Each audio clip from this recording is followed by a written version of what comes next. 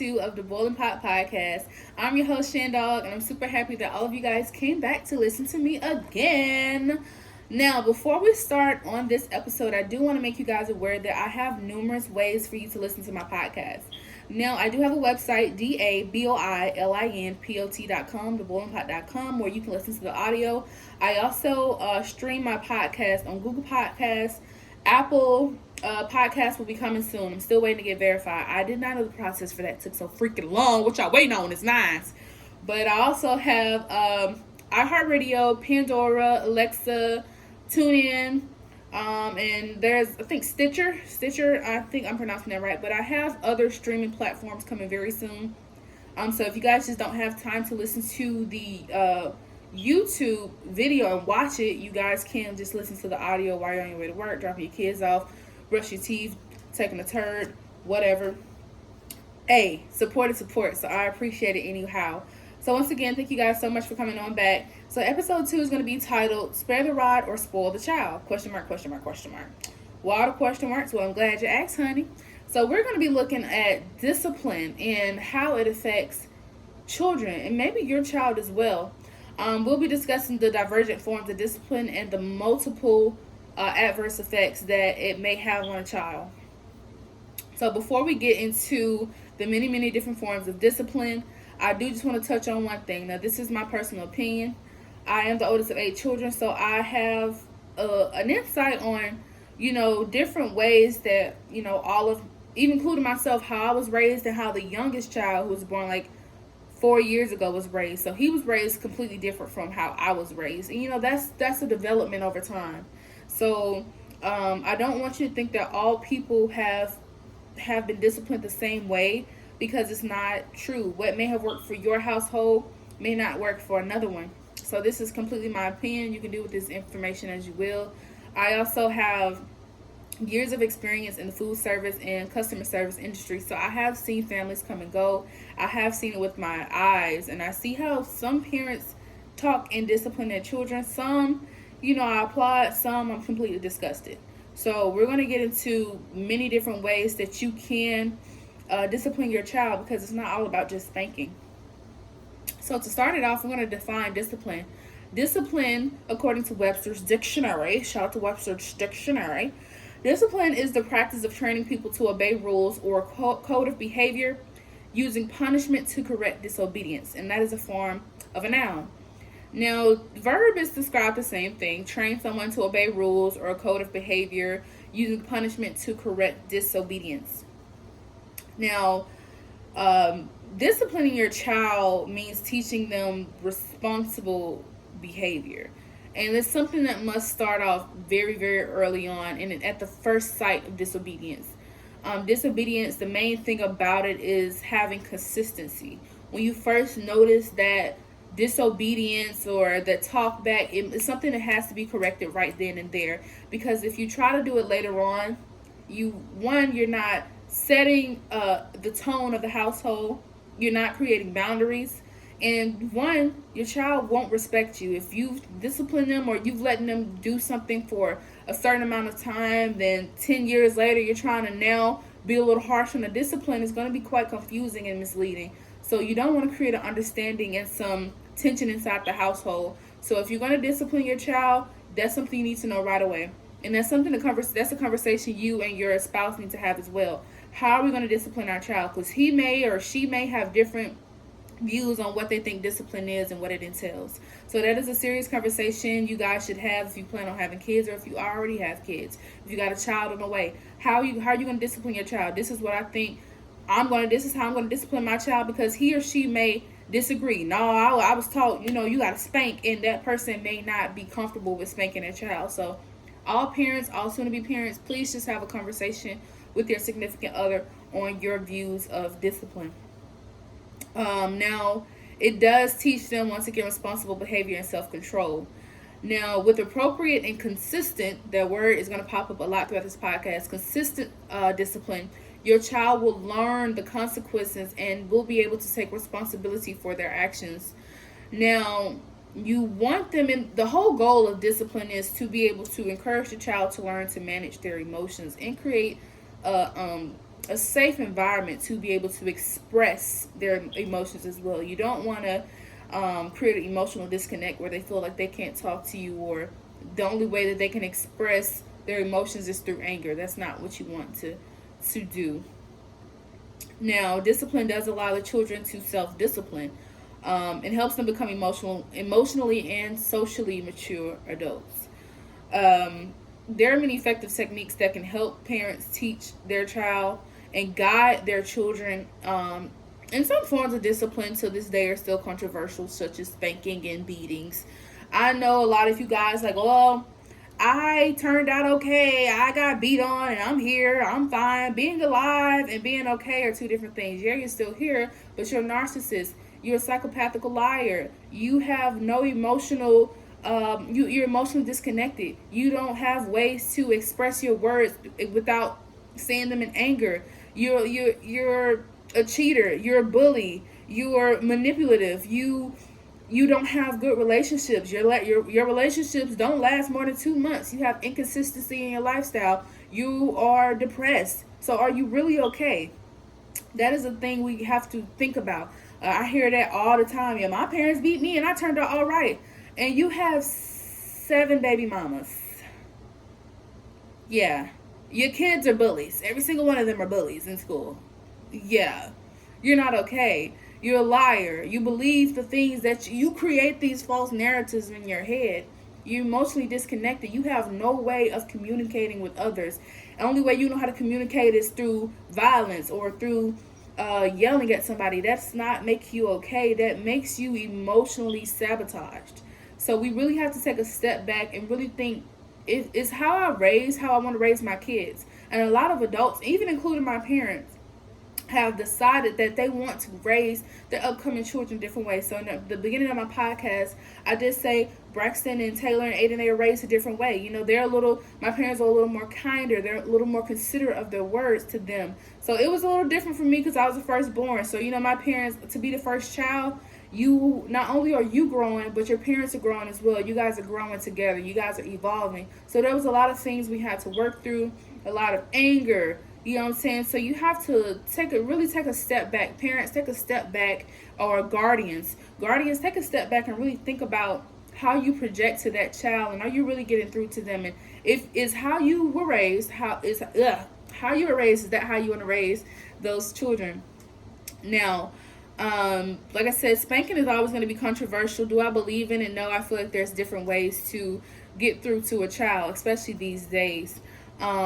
But spanking is something that I think happens when you're not consistent. When you let so much stuff slide, and then eventually they're 8, 9 years old thinking for themselves and they're doing things out of the ordinary. And you're like, oh, I'm gonna spank them now, because now they're confused. Wait a minute, you've let me do all these things before in the past and you haven't disciplined me. So why are you disciplining me now? It's confusing and it's misleading. And it'll cause tension in the household, and that's certainly not what you want to happen. The foundation of effective discipline is respect. The child should be able to respect the parent's authority and also the rights of others, and respect other people. You know, sometimes I've seen kids totally disrespect their parents, and the parents allow it. And I'm like, wait a minute. I'm not saying you gotta jack that little kid up by the neck, but you should address that, because it's something I can tell from the way that the child talks to the parent that this is something that has been going on for a very long time. And for them not to say anything, you are tolerating disrespect, and you're allowing bad behavior. You're not doing your child a justice, allowing them to talk to you like that. Because if they talk to their parent, the person that takes care of them, the person that birthed them, imagine how they talk to other adults. Imagine how they talk to their teachers. Imagine how they talk to other students. Most likely, it would, like for me and for other kids, the bullies, yeah, their parents are just as mean. So when you're a kid, you're a sponge. You do as you see. You know what I'm saying? Your environment doesn't make you. It's that household you're coming from. So you really have to snap that right into place right away, or you're allowing that child to think what they're doing is okay. Inconsistency in applying discipline will not help a child respect his or her parents. It just won't. Harsh discipline such as, verbal abuse, name calling, you're shouting, you're beating, you're downplaying, you're downing your kids, will also make it hard for the child to respect and trust the parent. So if you're going to discipline your child, first make sure that the respect is there. And if the respect is there, trust follows immediately. After trust, there's love. So if they respect you and trust you, they're going to know what you're doing is out of love. You're disciplining them out of love. Beating them is not showing them love. It's more than just getting your child to do what you want them to do, or you're gonna do it because this is my house and I pay the bills. But you're not telling your child why you're disciplining them. You have to lead them. Hey, I'm taking your phone because you're failing in class. You're not being fair to your siblings, so I'm going to take the game for a couple of days. You have to discipline them and then follow it up with why you're doing it. A lot of parents' mistake is, disciplining the child, but not teaching them and guiding them the right way, or letting them know why they're doing what they're doing. Inconsistency will confuse any child regardless of their developmental age. So please be consistent with how you discipline your child. If you know that you're going to want to discipline your child, don't make it something that you do years down the line. It needs to be at the first sign of disobedience and disrespect. Oh, and while y'all probably like, what she got on, baby? These is overalls. I just ain't got the straps on, okay? Don't play with me. Play with your mama. Anyways, but do it respectfully. All right. To be effective, discipline needs to be given by an adult who has a bond with their child. Now, what I'm starting to see a lot, even in the documentaries, these moms and these dads are allowing their girlfriends and boyfriends and their friends to beat their child. Excuse me? First of all, as the child, I'm finna clock you back. You ain't my daddy. Kaboom! Respect all out the door, because you don't even have a bond with me. And in multiple documentaries I've seen on Netflix, these children have actually died. These I can't remember, what was it, Gabriel Fernandez? I don't know. I think the mother was letting the boyfriend beat on her son. They were feeding him dog poop. They wasn't feeding him, having him sleep in a cat litter box. They had him caged up while the other kids roaming free. So everyone is they're allowing that to happen. Nobody spoke up for Gabriel. He ended up dying. He ended up succumbing to his injuries. So that was a very, very depressing and sad situation. I barely couldn't watch the documentary, just how bad they treated that child. How, as a mother, how, as a father, can you allow someone who's not even blood related to that child discipline them? They are so confused because you don't even have a bond with me, but yet you think you have the power to tell me what's right and what's wrong. That is wrong. Never. I don't care how misguided your child is. Never allow someone that does not have a bond with their child to discipline them, especially when it comes to physically putting their hands on them. That's never okay. It's never okay. And that completely disgusted me. That entire documentary was very, very sad. So yes, having a bond with that child is very important. Even as your parent, if you don't have a good relationship with your child, the child will not respect you or will not respect your authority. Why are you putting your hands on me? You don't even talk to me. You don't ask me how my day is going. I don't even know if you love me. So make sure that you have that bond to where when you do discipline a child, they understand. Okay, they wouldn't do anything to harm me. They wouldn't do anything to, hurt my feelings. So I must have did something wrong. Let me take a look and have that accountability to not do this again. Well, I need to get good. I need to get my grades back up. I need to stop being mean to my friends. I need to respect my siblings. I need to respect my parents. I need to do my chores. I need to do my homework. That is when you start allowing or disciplining the child, and just make sure that bond is there. That's really important. It is weird if it's not there, because you feel like you can discipline a child and you don't have that connection with them. Once again, consistent, close to the behavior that needs to be corrected. Please, consistency. You can't let certain things slide, or you can't let something slide for so long once again, and then you want to discipline later on down the line. It has to be consistent. I'm going to say that word 10 more times throughout this podcast. Consistency. Y'all say it with me. Consistency. I know that's right. And it has to be fair. Some of y'all be yelling at these kids for being kids, for being children, and I've seen it. There was this, I was talking to my team member the other day, and she was telling me how she flew to New York on a spring break. And she was sitting next to this older gentleman and this younger woman. For some reason, she said she thought they were intertwined into a relationship. She said it was very weird to see because the guy was much older than she was, but he most likely was the father of that child. So he said, come get this child. This is your child. What are you over here doing? I think the mom was trying to just relax.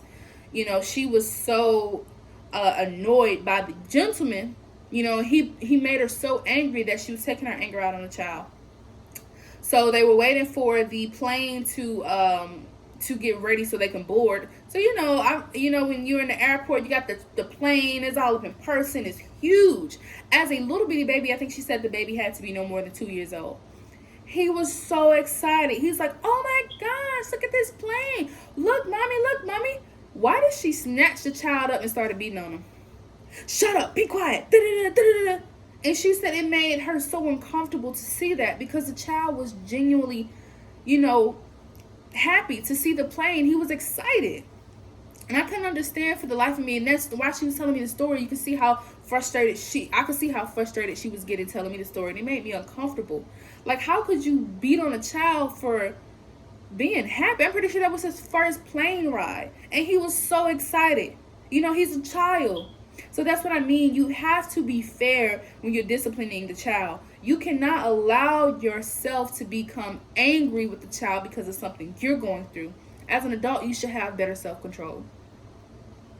If the child is just being a child, leave the child alone. You got to know when to draw the line. If the child is doing something that could bring harm to themselves or others, then that's when you step in and correct them. Now, I won't even say discipline them because there's nothing to discipline about. That's more of a correcting thing.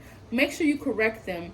And not only does the discipline have to be fair to you, because most parents and most guardians think that they're being fair by beating the heck out of their child. But is it being perceived as fair by the child? They may think they did nothing wrong. And 9 out of 10, these little babies do not do anything wrong. So you have to have more self-control over your anger issues. And that's a lot of what, how they were raised as well. I want you guys, you parents, you guardians, you aunts and uncles who have children in your care to really take a step back. Really forget everything about how you were raised. If you were beaten on as a kid, or if you was misguided, if you was lied to, if you was shamed, if you were bullied by your own family members, first of all, I am deeply sorry. But that is some hurt that you have to deal with. The past cannot be changed. Time moves on. But you have to have an idea of how you want to lead your children. It's all about today and yesterday and tomorrow. Is all about breaking generational curses. If that's how your family has been going for years, it is up to somebody, and I'm putting it on you. It is up to you to change how you were raised and want to do something better. There are so many ways to discipline a child, especially with all this technology and everything. Most kids would rather take a spanking than you take their cell phone. They be like, just come on, give me 10 swipes. Come on, don't take the phone. I'm on Fortnite. Don't take the PS5. You know what I'm saying? Don't take it. So there's other ways that you can discipline your child. I guarantee it. I want us to get away from spankings. I really think they're very unnecessary. Especially if, as the parent now, and you should learn different ways. The beating, it doesn't work. All it does is build up a wall. Because I know when you're yelling at me, I blank out. I'm no longer listening to you. I'm trying to figure out why you yelling. So there's different ways that you can talk to the child, get through to them, rather than you feeling like you always got to pick up something to hit them with.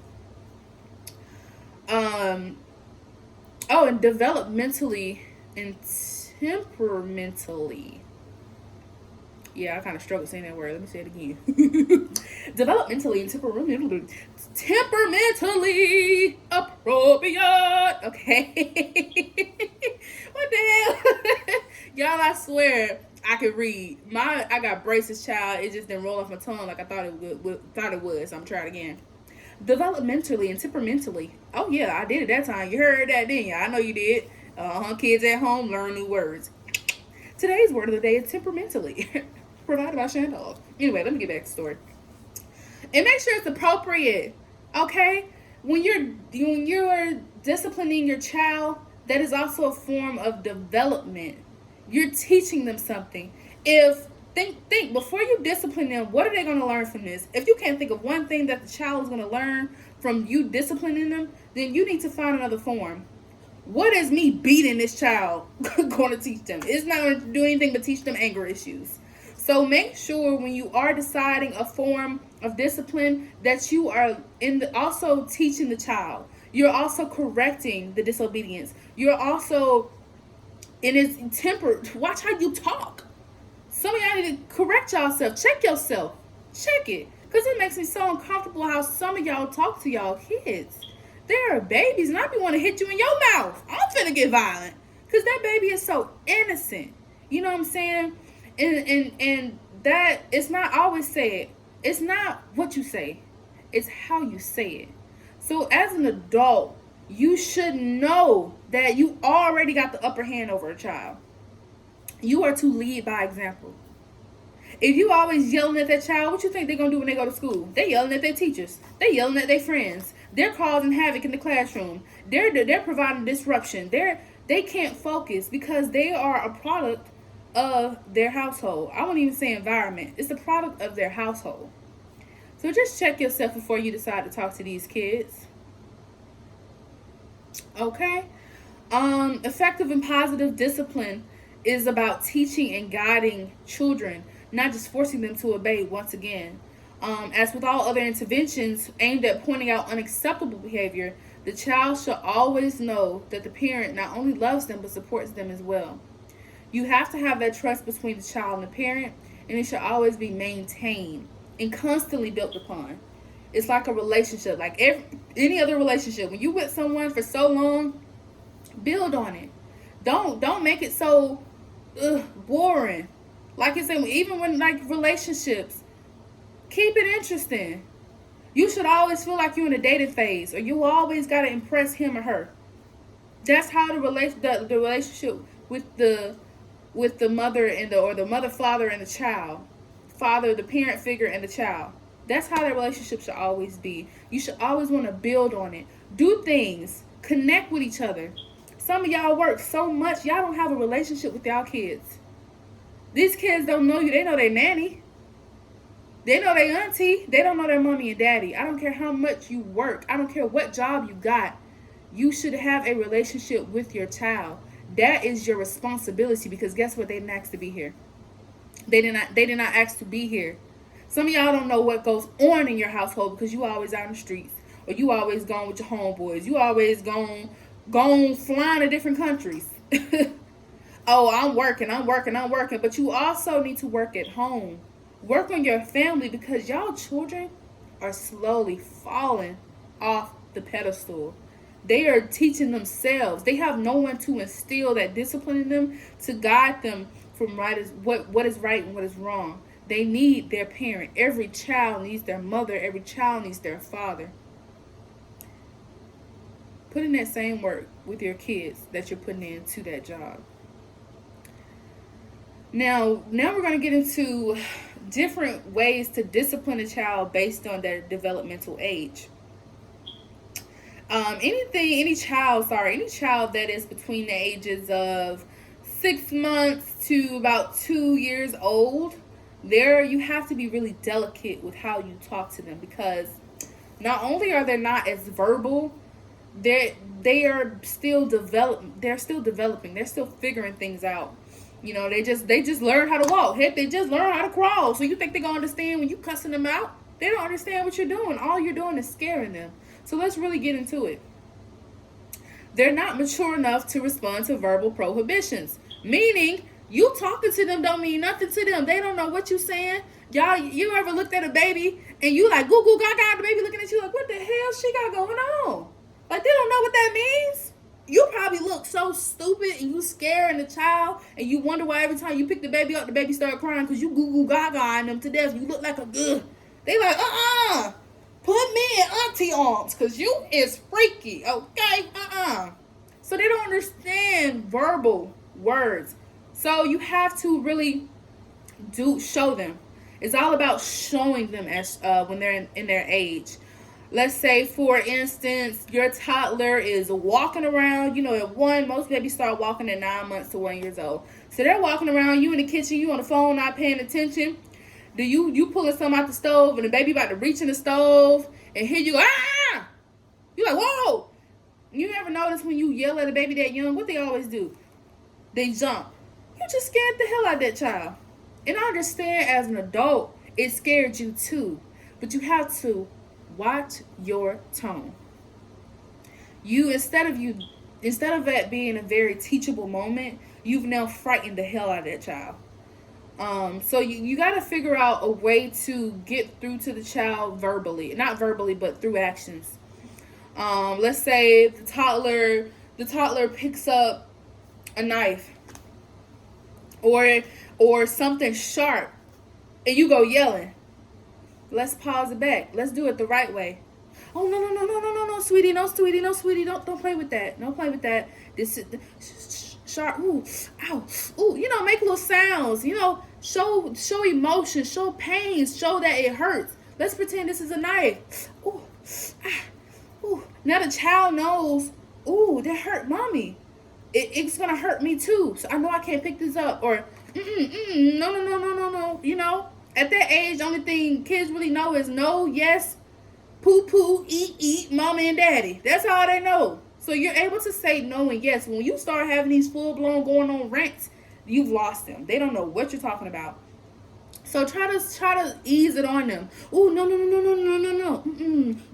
No. Here. Or give them a toy. Replace that object with the toy. Physically take it out their hand and put that safe object in their hand. Don't let them go find something else to play with. You're switching it out. Ooh. And then you give them a toy. So now they're like, she took that object out of my hand and then gave me a Paw Patrol puppy. I guess Paw Patrol is safe to play with. And 9 out of 10, that child is going to run off and play with that toy. Their minds are very inquisitive. They're developing. They're learning what is wrong, what is right. They're learning. So you cannot yell at them because you're going to throw them on a very dangerous learning curve. And a very scary one at that. So it's all about, you got to get your acting on. When they're in that age, I have seen it that it works best when you show them instead of talking to them. Like, ooh. You know what I'm saying? Then they're like, ooh, it hurt mommy. It's going to hurt me. Figure it out, guys. Come on. Y'all got to do better. Next, we have maybe like 2, I would say 2 to 3 or 2 to 4.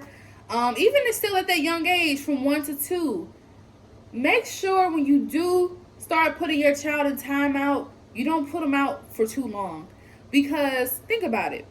The child was just born a year ago.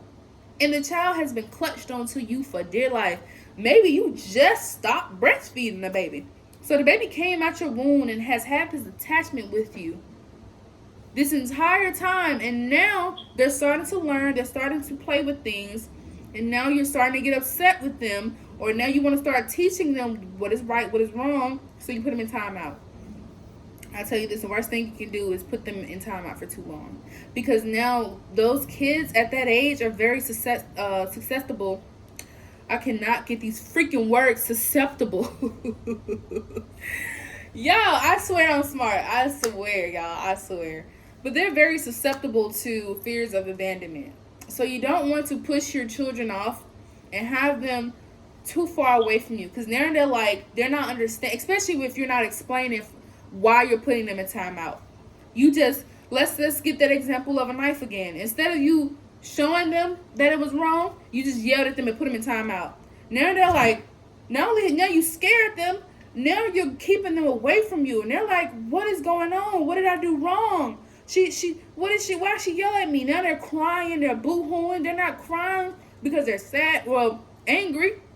They're crying more so because they're sad. They can't understand why the person that they have been so attached to has completely detached themselves away from them and has kept them in timeout for 10, 15 minutes. And some of y'all are kind of rude with it too. Don't turn your head around. Don't look at me. Stay there. And you're still yelling at them. You're still yelling at a child. And they're like, wait a minute. So you have to not take your frustrations out on your child. I understand. You got work life. You got to be a wife or a husband to your significant other.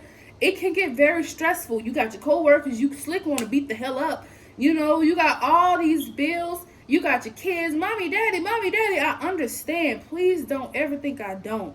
But it's not okay for you to take your frustrations out on your child. Think about this. Instead of putting them in timeout or sending them away for half the day, give them a timeout that doesn't feel like a timeout to them. What I mean by that is, have them go play. Have them go watch a movie. Put on a movie.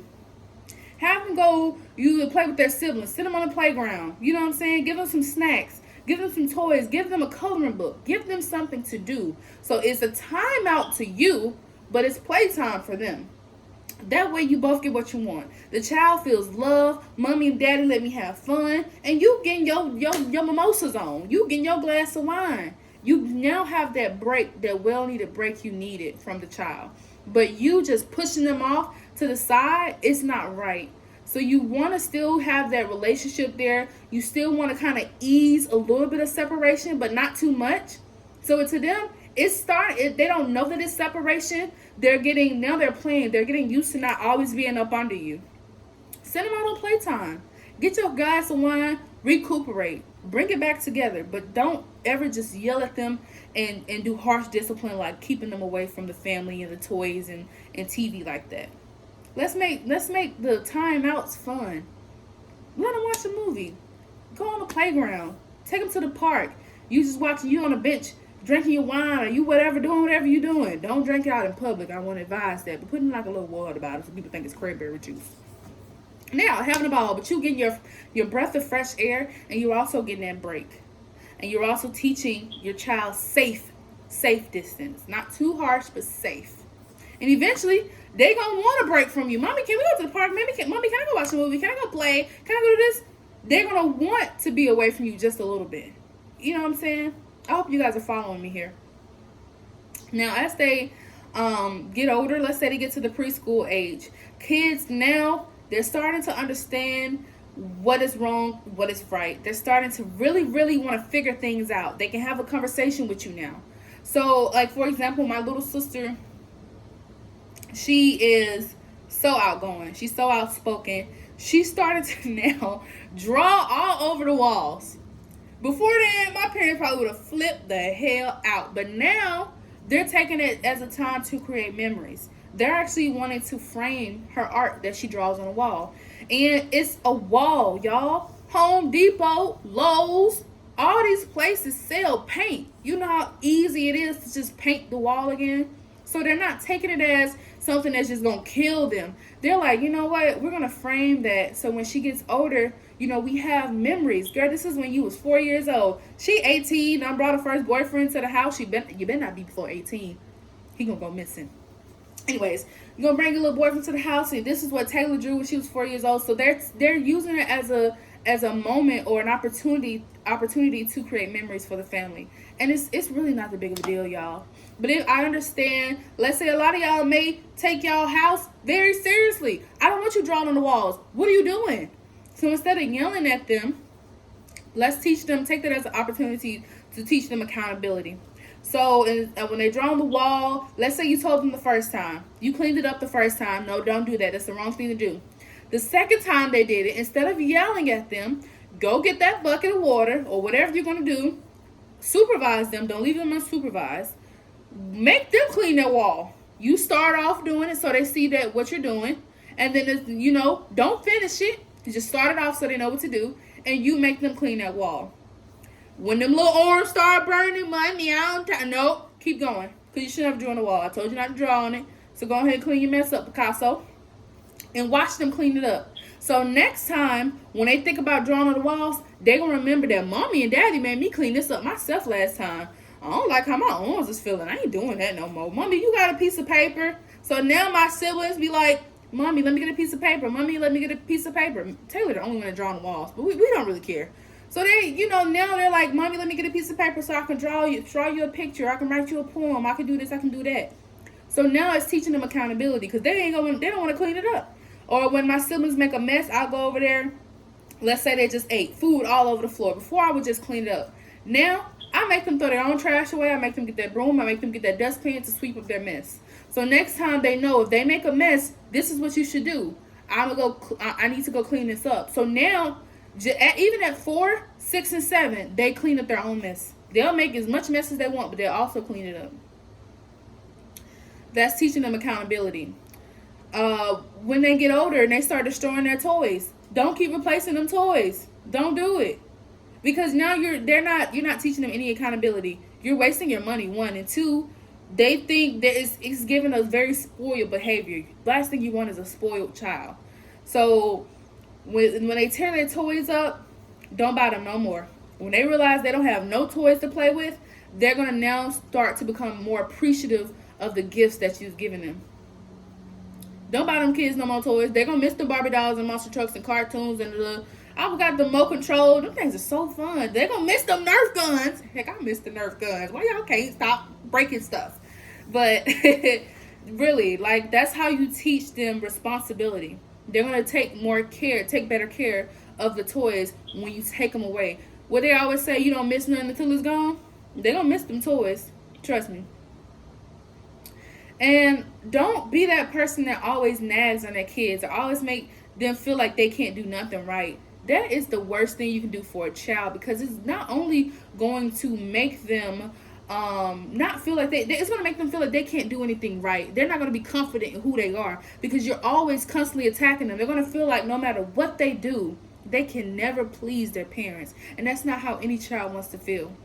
Reinforce that good behavior. They're making good grades. They're cleaning up. They're doing their homework. They're being great to their siblings. They're just being great kids. Reinforce that good behavior. Buy them the shoes they want. Buy them that phone. You want to play sports? Matter of fact, I'm going to take you out that school and put you in this school that has, they won the championships 3 years in a row. You got a better opportunity to get, drafted and get, guidance on sports if that's what you want to do. Pay into their goals, whatever they want to do. If they're being good children, praise them for being good children. And that's going to breed more positive behavior. You know what I'm saying? Give them allowances. They want to play band. Hey, I'll let you do this extracurricular activity, or hey, you're about to graduate soon. Let me get you a car. That is good behavior, but not them doing all that and you constantly finding itty bitty things to talk about. That is so annoying. Don't do that. You want more good behavior? Praise them when they're doing good, not just when they're doing bad. Don't just nag either. Don't be nagging. And threatening or open threats, and you always trying to find anything to yell at them about. Don't do that. Don't do that. It's gonna make your kids more defiant, and they're gonna go against you. They're gonna do things out of spite just to make you upset. They're gonna leave the house at night, especially when they're up in that teenage year. Whoo-wee. You keeping that negative behavior, always feeling like they can't do nothing good, they can't do nothing right. You're not doing anything but breeding a bunch of bullies. Some badass kids. That's what you're doing. They're going to go to school, be all out, doing what they're not going to be listening to the teachers. They're going to be failing classes, and you can't blame nobody but yourself. I ain't raised you like that. Da-da-da-da-da. You did, though. You didn't think you were, but you did. And a lot of these, I've seen it for myself, a lot of school bullies, they have a lot going on at home. So even when I was going to school, I had to sympathize with them. I'm still finna beat you up because you ain't finna beat me up. But I understand why you're acting the way you're acting. And then sometimes when you see their parents come pick them up, mama roll, about to fall off, she ain't got no bra on, she look like she drunk. It's embarrassing. Then you see like, oh, you got a lot going on at home. So you're bringing that anger to school and you're taking it out on your classmates. So I had to kind of sympathize and I kind of pitied them a little bit. I felt really bad for them, and those most likely were all the bullies in school. So, um, just really talk to your kids and let them know that you're proud of them. Anything. Well, kids want a lot of things, but the main thing they want is for their parents to feel proud of them. Some of y'all ain't never told y'all kids y'all was proud of them, not once. Instead, you're constantly nagging and you're ridiculing them. You know what I'm saying? Just hug your child, tell them you love them, tell them you're so proud of them. I don't care if they got all D's. Guess what? They ain't failed. Guess what? They still going to class every day. They ain't skipping.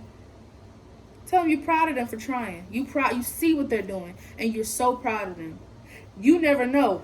Next report card, they're going to have all B's. Because mom and daddy proud of me? What? You know, throw them a little bone too. You know what I'm saying? I see that you're working really hard, but I'm going to do something better. If you can bring me back all B's, I'm going to do this, I'm going to do that. I guarantee you, their report card, them grades going to go up. I guarantee you. Apply rules consistently. Once again, that's that word again. Consistently. You cannot let them get away with Jack and John and this and that and riff and raff and bling and blong all their life. They get to high school, and then you want to start reinforcing these rules. Now they skirt too high. Now they hanging around the wrong crowd. Now they're dabbling in drugs, and now you trying to be macho parent now. It's too late, because now that teenager has a mind of their own. They're gonna do whatever they want to do now. Nothing you can say to them can turn them around. You gonna let me do it for this long? Now they having parties when you're not home. They inviting boys and girls over. They having unprotected sex. They doing all this. They skipping at night. You know, they climbing out their windows, going to parties. Now you trying to be that great parent that they should have had when they were younger. It's too late.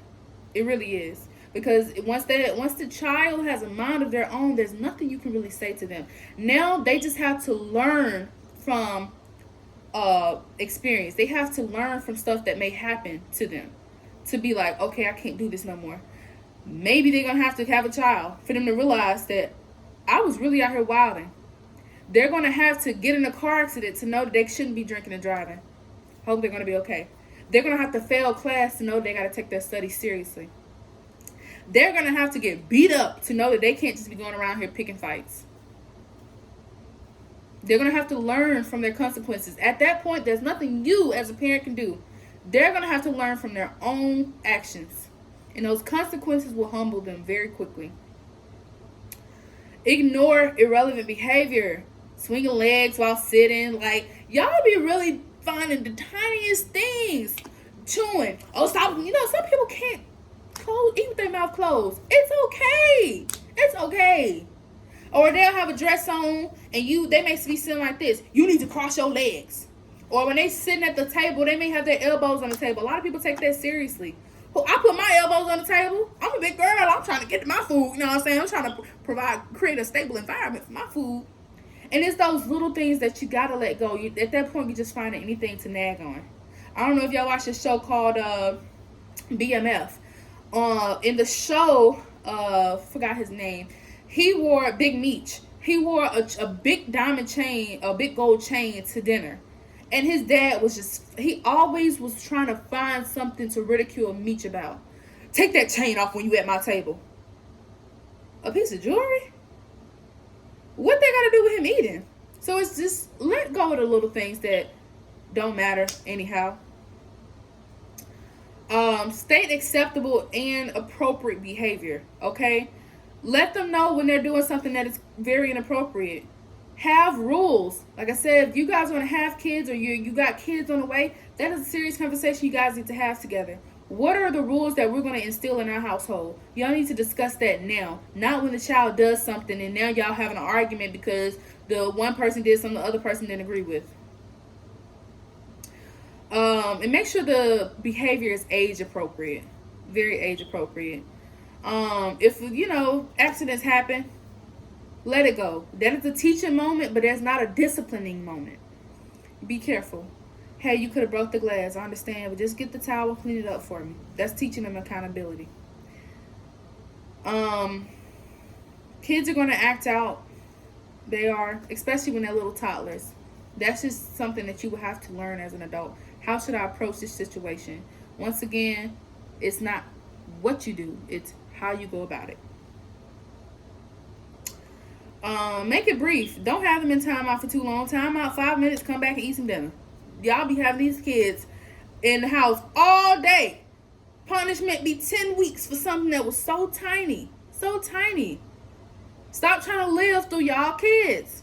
Don't be upset that they don't want to do something that you wanted them to do. If your child don't want to play basketball, but they want to be a scientist instead, let them go to the science fair. If they want to be a drum major and pursue band in college, but you had bigger plans for them to be a doctor, oh well. I want you to be a dentist, but they want to be an artist. They like painting. Don't ridicule their dream. What they really need is support. They need you to support them. Support your kids. And when you show that support is building trust, with trust breeds respect. You cannot discipline a child without them respecting you, because it's not going to work. And to close out this podcast, there are many, there's plenty of research out there that demonstrates the devastating impact that abuse takes on your mental health. Now, what you have seen, a lot of people get into these abusive relationships and they stay. And a lot of people like myself couldn't understand, why would they stay in an abusive relationship? That's because they came from an abusive relationship with their parents. They beat on them because they love them. So he or she is beating on me because they love me. Oh, he doesn't mean anything by it. He's a really good man. It's just sometimes he get angry. Or sometimes she just hits me because she gets angry. Women be beating on men too.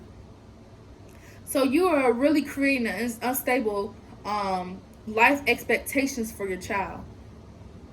You want them to be healthy? Start it now. Because that's what they're gonna be accepting when they get older. If they're so used to abuse as a kid, they're gonna come up with some low self-esteem.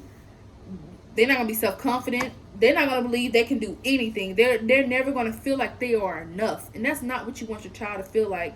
They're gonna have anxiety. A lot of people start getting on drugs, alcohol abuse, depression. They get into crime. They're hanging out with the wrong crowd, and a lot of parents think to themselves, "I didn't raise that child that way," but yes, you did. Yes, you did. When you are beating your child so much, you make them defiant. And they're going to go hang out with the wrong crowds in spite of you. And when they start hanging out with that wrong crowd, the crowd doing drugs, now they doing drugs. The crowd robbing, now they robbing. And now before you know it, they don't caught their first misdemeanor. Now they in jail, now they in juvie, now they catch another one, now they doing some real time.